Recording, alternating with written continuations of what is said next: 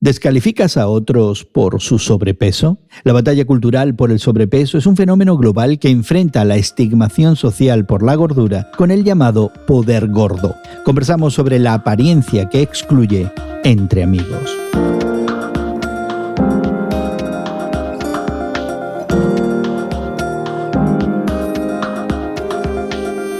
Gracias por acompañarnos entre amigos, esta conversación semanal con Guillermo Serrano, Elsa Mazón y tu servidor Jesús García, donde conversamos sobre la fe cristiana y su interacción con el mundo contemporáneo. Queremos invitarte a suscribirte a nuestro podcast y a seguirnos regularmente. Puedes encontrarnos en tu plataforma de podcast favorita y también más información en radiomoody.org.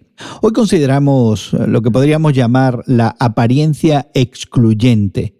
La estigmación social contra las personas con sobrepeso se está convirtiendo en una norma cultural en todo el mundo. Un reciente estudio transcultural, publicado recientemente en la revista Current Anthropology, muestra las actitudes negativas hacia la obesidad y el acoso social hacia personas gordas, incluso en países donde la gordura no se veía como algo negativo. Investigadores de la Universidad Estatal de Arizona encuestaron a personas en 9 países y encontraron lo que parece ser una rápida globalización del estigma de la gordura. Ese estigma hace que las personas con sobrepeso sean vistas como feas, indeseables, perezosas o sin autocontrol. Por otro lado, existe un movimiento de afirmación y aceptación de la gordura en el que las personas obesas afirman su belleza física y su valor humano. El llamado Fat Power o poder gordo no es nada nuevo. Ya en 1967, un grupo de 500 norteamericanos obesos se apersonaron en el Parque Central de Nueva York para denunciar los duros juicios que recibían de la sociedad y enarbolar el orgullo por sus cuerpos, no necesariamente por ser gordos, sino simplemente por ser seres humanos.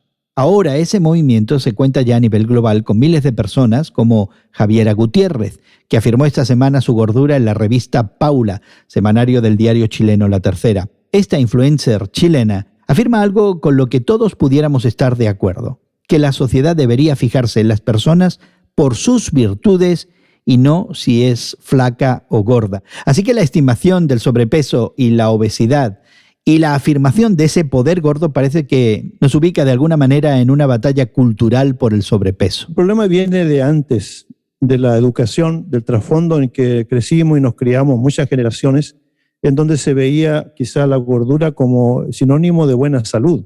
Es decir, un niño regordete, una niña regordeta, pues eran mirados como que estaban recibiendo una alimentación eficiente, un cuidado realmente que era lo mejor, y que se estaba criando en un ambiente saludable. Esos eran los valores y los conceptos que se manejaban. Y me hiciste recordar a mi abuela, que justamente era de las que creía que los niños regordetes eran niños más saludables. Y obviamente este no es un tema frívolo, que es como se considera la mayoría de las veces. Es un tema, en primer lugar, como has apuntado, Guillermo, de salud física, también con ramificaciones en lo mental y en lo espiritual y con implicaciones, diría yo, tanto para las personas con sobrepeso como para el resto de la sociedad. Pero quizás la objeción más grande a este llamado poder gordo sea el ámbito médico. Los doctores lo primero que hacen cuando llegamos a ese chequeo regular es tomarnos la presión arterial, la temperatura corporal, el nivel de oxígeno y te suben inmediatamente a la balanza para el disgusto de alguno de nosotros. Yo por lo menos siempre me disgusta esa parte de subirme a la balanza. No, está equivocado. Lo que está mal es la balanza. Siempre la tienen desnivelada, ¿no?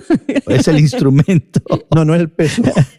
Ya, pero el hecho es que el sobrepeso sí pudiera ser ante todo un problema de salud física, ¿no? Sí, tienes razón. Sí, puede ser un problema de salud física, pero también recordemos, hay personas que son físicamente súper atletas, ¿no? Que levantan pesas todo el tiempo, los subes a la balanza y también van a pesar más que una persona normal. Lo que pasa es que su peso es peso de músculo y no peso de grasa. Entonces yo creo que el peso en sí no es algo a lo que le debemos tener tanta atención y sin embargo, pues la cultura en general sí le está poniendo mucha atención. Yo creo que tiene mucho que ver también con el desarrollo de los medios sociales, ¿no? Digitales, donde el físico, los selfies, ¿no? La apariencia y lo que comunico con fotografías, con imágenes, con videos, pues está por todos lados a nivel individual. y es un mundo ahora de imágenes como nunca antes el mundo lo ha vivido. Y yo creo que eso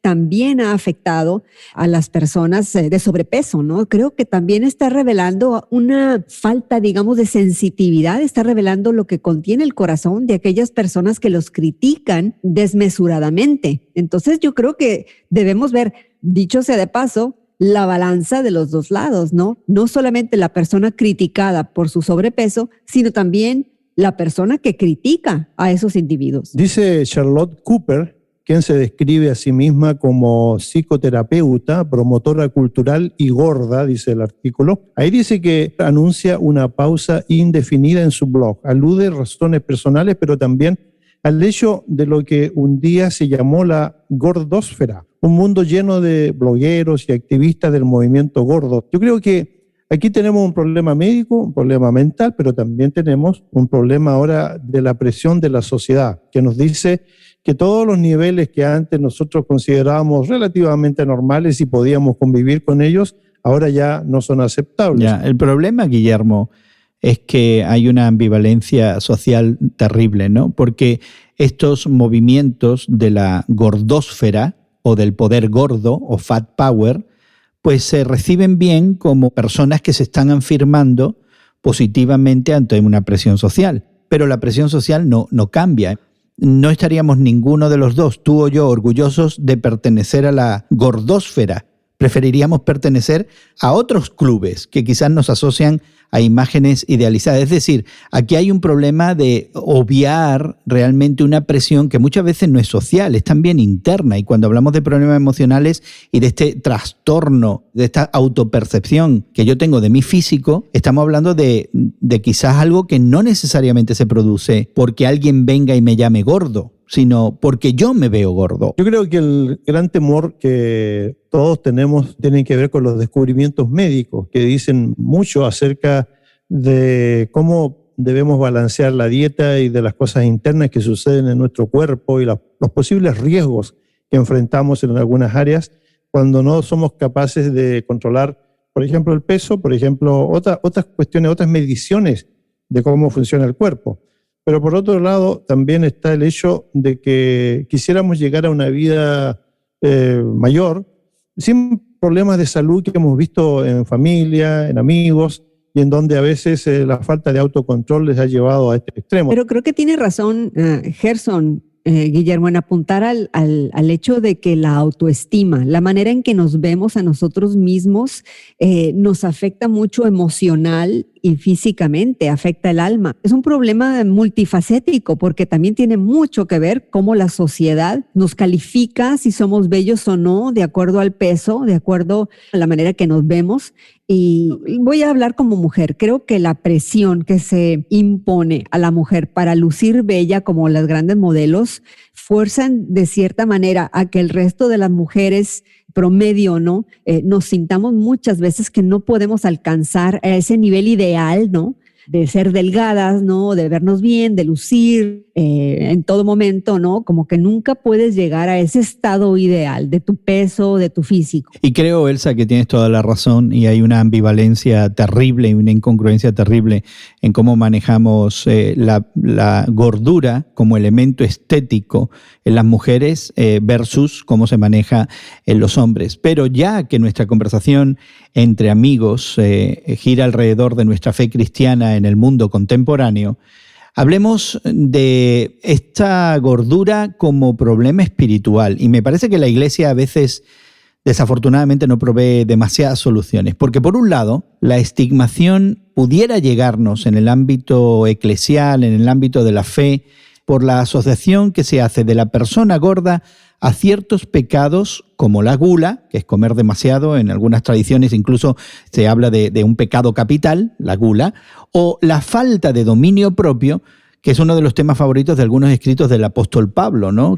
Pero el problema es que, por otro lado, proclamamos y predicamos que no hay que juzgar por las apariencias y que la fe cristiana es una fe donde no se hacen favoritismos o, como lo conocemos en círculos cristianos, no hacemos acepción de personas. La Iglesia a veces parece tener respuestas muy contradictorias. La Iglesia no tiene respuestas, vamos a llamarlo en forma muy directa. No es que sean contradictorias. La Iglesia, en su función de ser orientadora de opiniones en muchas áreas, no tiene una respuesta para muchos problemas que enfrentamos como seres humanos. Y este caso que estamos comentando de una persona que tiene sobrepeso es el mínimo problema que una iglesia podría enfrentar, porque a lo mejor un 50% de los que asistimos a muchas congregaciones y a centros de fe, tenemos un problema de sobrepeso, sí, que lo estamos tratando de controlar de alguna manera. Pero hay una descalificación espiritual, Guillermo. Estamos comiendo demasiado, es la gula, o no tenemos dominio propio. Es que en realidad ese puede ser el caso en algunas personas, pero no necesariamente en todas. Creo que el comer no es necesariamente un signo de que alguien está simplemente comiendo por placer. Muchas veces estamos sobrealimentándonos por tratar de tapar una pena, un dolor con algo que nos produce un placer momentáneo, y eso lamentablemente pues lo que más tenemos al alcance para tratar de solventar esa pena, ese gran dolor, es el refrigerador. Yo creo que Pablo, esa es una opinión muy personal, era terriblemente flaco, ¿no? Cuando lo escucho hablar yo y leo algunos de esos. Entonces, probablemente hay una diferencia con Pedro, a quien me lo imagino medio regordete, como un pescador, qué sé yo, y todo eso. Pero en realidad las advertencias que vienen de un libro tan especial como es la Biblia, hablan efectivamente de autocontrol y hablan de pecados, vamos a llamarle capitales, ¿no? Pero en realidad la iglesia a veces no tiene, como decía antes, una respuesta, porque es un problema para el cual a veces se tiene que invitar la opinión médica, la opinión de expertos. Y la iglesia tiene una especie de resistencia a invitar a los que son los científicos, la gente que realmente puede darnos una charla orientadora, porque podría derribar muchos de los mitos que tenemos en cuanto a que la fe puede lograr muchas cosas que la ciencia no puede lograr. Por otro lado, Guillermo, creo que hay un recurso valioso dentro de la comunidad de fe cristiana con esta invitación que nos hace el Evangelio a no juzgar por las apariencias, ¿no? A no tener favoritismo, o como le decimos, ¿no? A no hacer acepción de personas. La gran pregunta que yo tendría es, ¿estamos dispuestos a aceptar las indicaciones, las guías que nos da, por ejemplo, el Evangelio, cuando nos dice que no debemos conformarnos primero a este siglo, que no debemos tampoco juzgar a los demás, que no debemos tener una opinión más alta de nosotros mismos de la que debemos tener? Y en esto entraría también la cuestión física, ¿no?, de cada uno.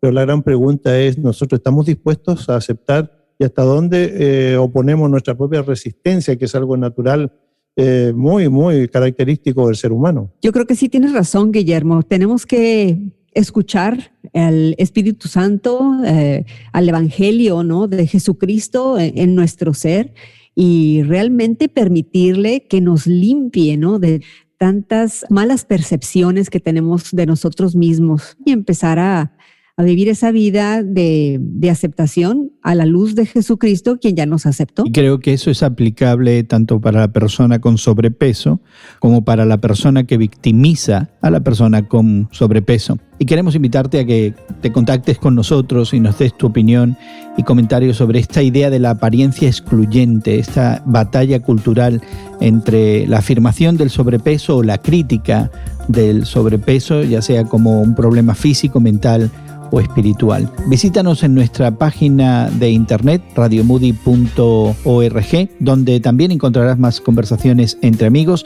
y la manera de suscribirte a nuestro podcast. Nuestro podcast está en tu plataforma de podcast favorita y sería la mejor manera de acompañarnos regularmente. También nos puedes encontrar en Twitter como tus temas de hoy. Agradecemos el trabajo de realización de nuestros equipos de producción, tanto en Brasil, México como los Estados Unidos. Agradecemos a Elsa y a Guillermo el tiempo para conversar que nos han dedicado, y a nombre de todos nosotros, de este grupo de amigos, nuestra gratitud para ti por habernos acompañado.